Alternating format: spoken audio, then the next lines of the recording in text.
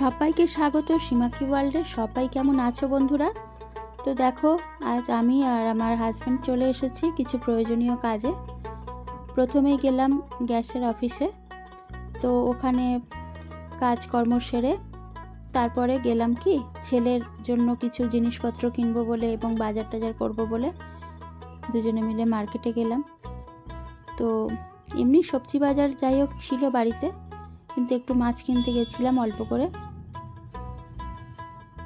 তোমরা বন্ধুরা ভিডিওটা দেখার আগে অবশ্যই একটা করে লাইক করো আর একটা করে কমেন্ট করো বন্ধুরা। দেখো এখানে বিভিন্ন রকম মাছের পসরা নিয়ে দোকানিরা বসেছে। এই দাদার কাছ থেকেই মাছ নেওয়া হয়েছিল, কাতলা মাছ। এবং আমরা তো জানোই যেখানে যাই একটু ছবি তো করি, তো বিভিন্ন রকম মাছের একটু ছবি করার লোভ সামলাতেও পারলাম না। নিজেদের কাজের প্রয়োজনে এখন দরকার হয়ে পড়েছে ভীষণভাবে।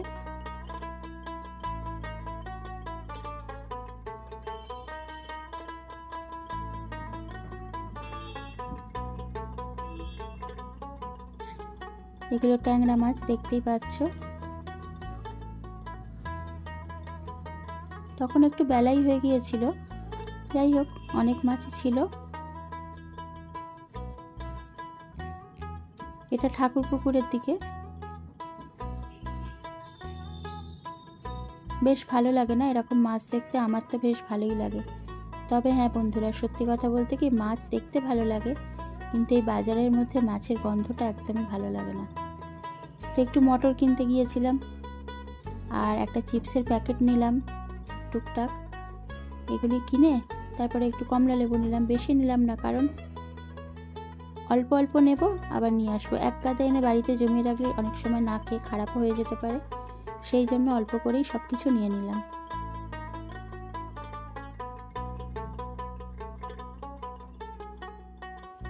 তারপরে ওখান থেকে গেলাম ছেলের শীতের কিছু দরকার ছিল, প্রয়োজনীয় জিনিসপত্র, সেইগুলো কেনার জন্যই।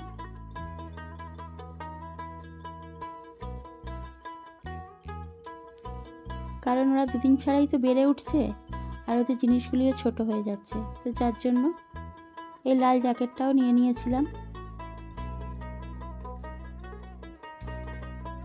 আরও দুটো ফুল হাতা গেঞ্জিও নিয়েছিলাম, যেগুলো বাড়িতে গিয়ে একটু তোমাদের সঙ্গে যদি পারি শেয়ার করে দেব।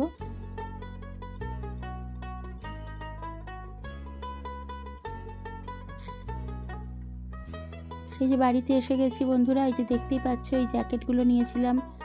একটা জ্যাকেট নিয়েছি আর এই দুটো গেঞ্জি নিয়েছি, দুটো, বুঝেছো?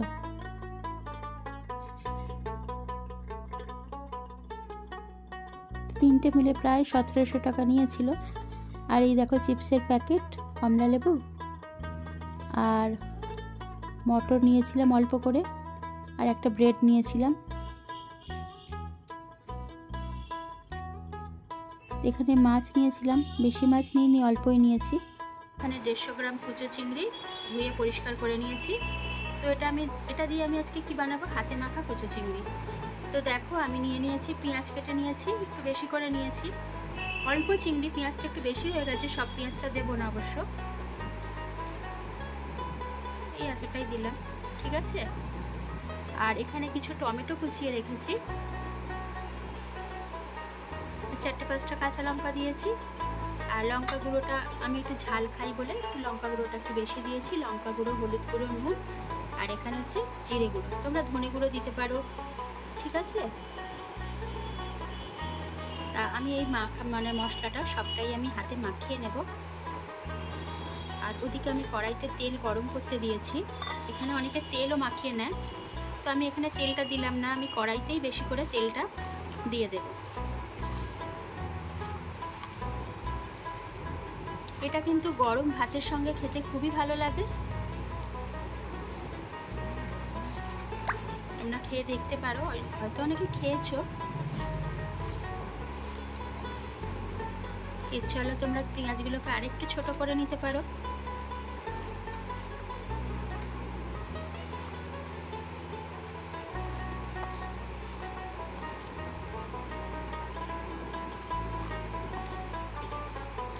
অনেকে সর্ষের তেলও মাখিয়ে নেয়।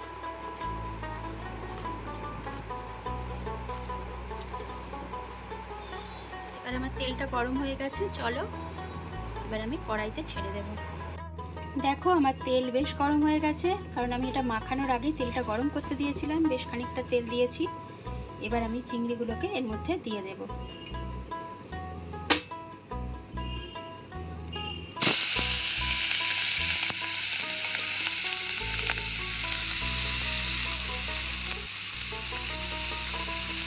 নাড়াচাড়া করে দিই, তারপরে তোমাদের সঙ্গে শেয়ার করব। তো দেখো আমি এবার একটু নেড়ে ছেড়ে দিলাম, একটু চাপা দিয়ে দিয়ে গ্যাসটাকে একটু কমিয়ে দিয়ে করতে হবে। তো এটা হতে থাক বন্ধুরা, তোমাদের সঙ্গে আবার একটু পরে শেয়ার করব।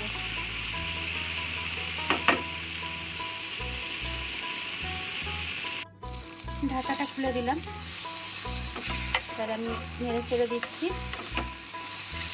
আর আমি যে হাত ধোয়া জলটা রেখে দিয়েছি, ওই জলটাই আমি এতে দিয়ে দেবো, তাহলে একটু সেদ্ধ সেদ্ধ হয়ে যাবে। বেশি জল এতে দেবো না, কারণ এটা হাতে মাখা রেসিপি, খুব সামান্য জল দিয়ে করতে হয়।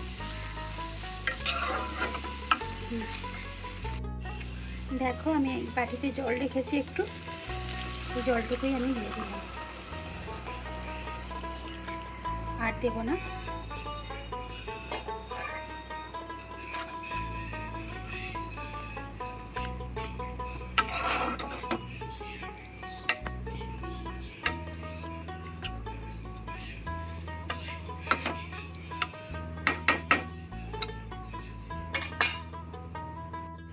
দেখো প্রায় 7 মিনিট পরে আমি এটা খুললাম।